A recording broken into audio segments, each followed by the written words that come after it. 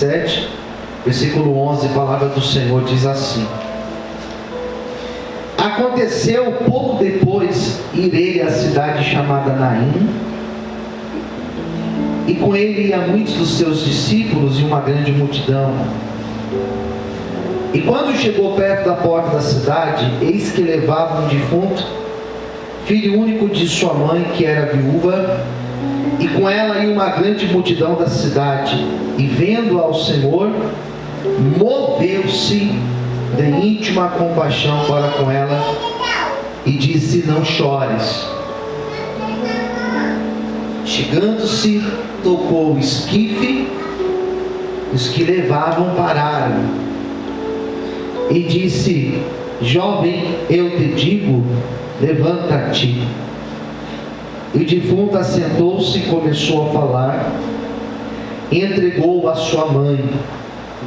E de todos se apoderou o temor, e glorificavam a Deus, dizendo: Um grande profeta se levantou entre nós, e Deus visitou o seu povo.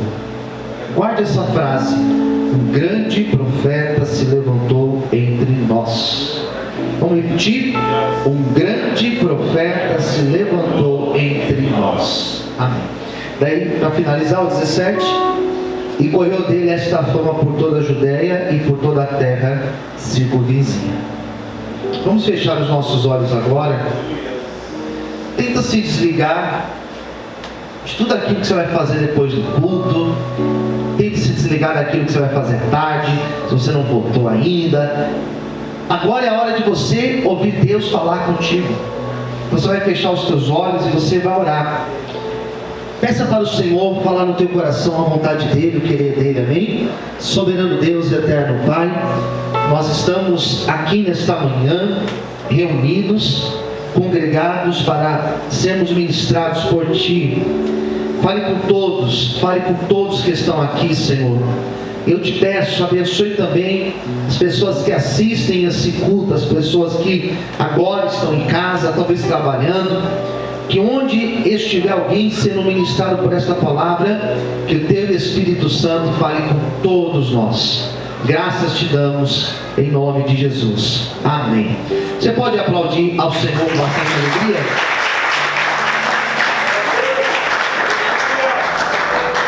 Bom, esse é um dos textos que apenas um autor fala.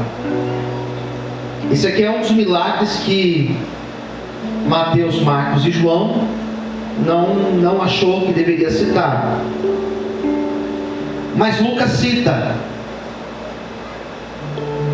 E nessa semana eu tenho falado de alguns milagres, e tenho falado do Evangelho de Lucas, e tem um porquê de Lucas falar alguns. Lucas tem uma característica diferente na escrita dos outros. Eu, na quinta-feira, quando eu falei sobre a cura do servo do centurião, eu dei uma ênfase aqui, porque Jesus destacou a fé de um homem que não era judeu, que para nós, hoje, com a Bíblia na mão, nós aqui do Ocidente, nós aqui que já somos cristãos, ler um texto que fala que que um centurião romano tinha uma fé surpreendente, para a gente não diz muito, né? Mas na época desse texto, isso deu uma revolução. Você quer ver um outro texto? Texto de Jonas, quando diz que aqueles marinheiros que eram estrangeiros oraram e Deus ouviu a oração deles. Como assim? Deus ouve a oração de todos? Deus ouve a oração de um estrangeiro? Deus ouve a oração de um homem ímpio? Então hoje, para a nossa mentalidade, é muito razoável ler esses textos e compreendê-los, porque a nossa teologia hoje é uma teologia que mostra que Deus ouve todos, que Deus ouve o estrangeiro, que Deus ouve o cristão, Deus ouve qualquer pessoa. Bom, esse milagre aqui, ele possui características diferentes. Primeiro, Jesus faz o milagre e no final Lucas destacou uma frase, e eu repeti ela aqui, que aquelas pessoas que viram, que assistiram o que tinha acontecido, eles chegaram à seguinte conclusão, 2 pontos: um grande profeta se levantou entre nós, e Deus visitou o seu povo. Jesus aqui não é reconhecido como Messias. Jesus aqui não é reconhecido como a encarnação de Deus. Jesus aqui não é reconhecido como Deus encarnado, conforme está escrito em João, capítulo de número 1, que o Verbo se fez carne e habitou entre nós. Não, aqui não é esse tipo de reconhecimento. A menção que é feita é: esse daí, ele tem as características dos nossos profetas antigos. Quem entendeu, diga amém. Esse daí parece os nossos profetas da antiguidade. Esse daí parece 2 profetas em especial. Quais 2 profetas? Os 2 maiores, Elias e Eliseu, que não tem livros escritos com esse nome. Não tem no canon, não tem nos 66 livros da Bíblia, nenhum livro escrito chamado Elias ou Eliseu, mas são os maiores profetas reconhecidos pela tradição, um dos maiores profetas reconhecido pela tradição dos judeus.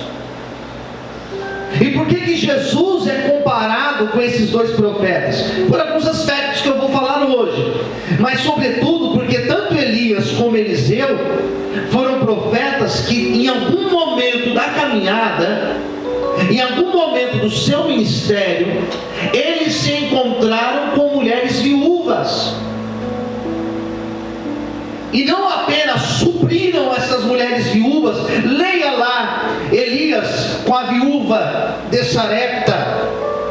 Leia lá Eliseu, lá em 2 Reis capítulo 4, multiplicando o azeite. Percebe que eles supriram as necessidades dessas viúvas. Mas não apenas isso. Esses 2 profetas, em algum momento, eles se encontraram com mães que tinham perdido um filho, e eles ressuscitaram esses filhos.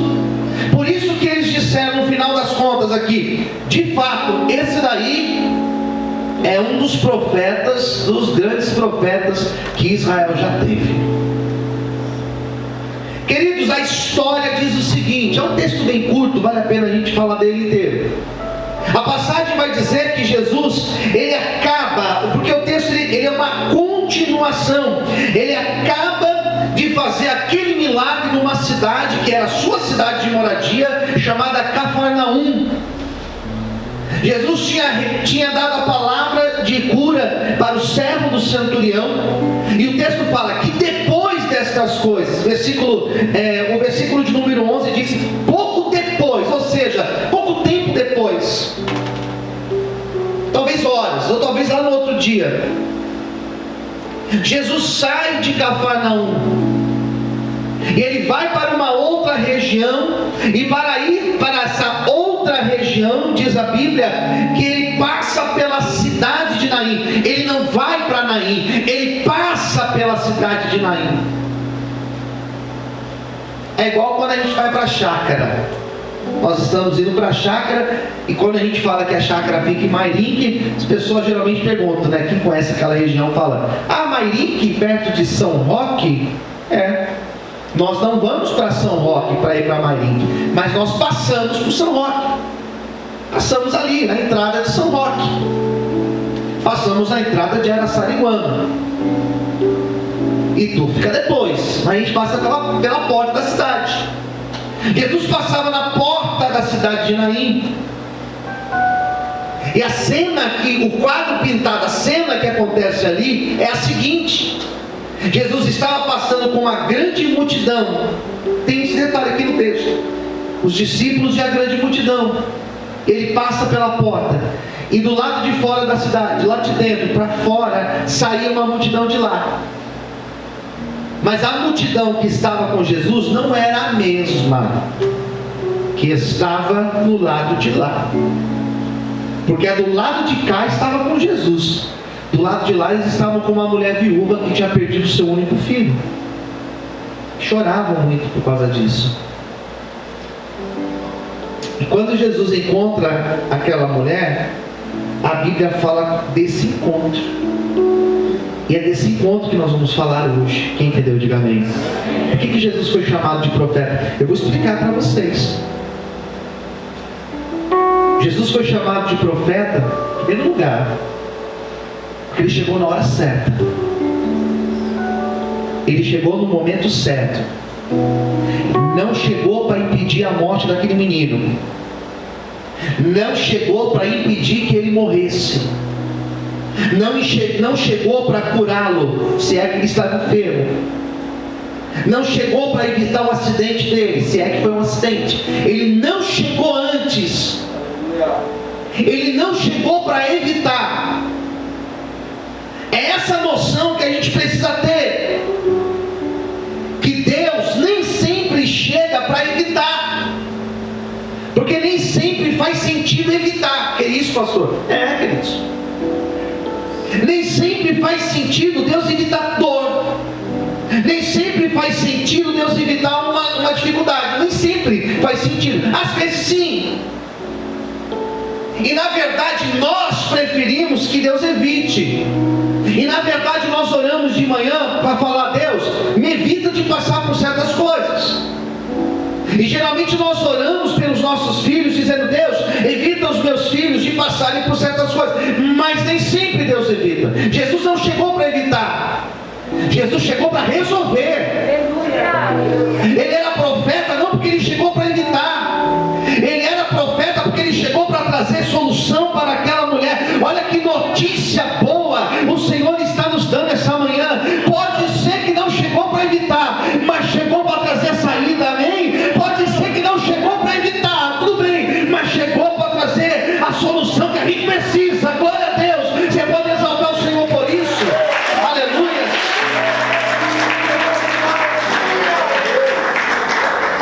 Por que as pessoas o chamam de profeta? Por quê? Porque aquilo que ele fazia, guarde essa notícia, aquilo que ele fazia, as suas ações, elas eram reconhecidas pelas pessoas. O que ele fazia, as pessoas sabiam. Existia um reconhecimento público daquilo que Jesus fazia. Ele curava, e as pessoas sabiam disso. E as pessoas comentavam isso. Quem entendeu, diga amém. Ele libertava pessoas dos demônios, e as pessoas sabiam disso. Ele multiplicava pão, multiplicava peixe, e as pessoas viam, sabiam disso. Ele acalmava a tempestade, ele fazia um homem caminhar sobre as águas, foi Pedro, e as pessoas sabiam disso.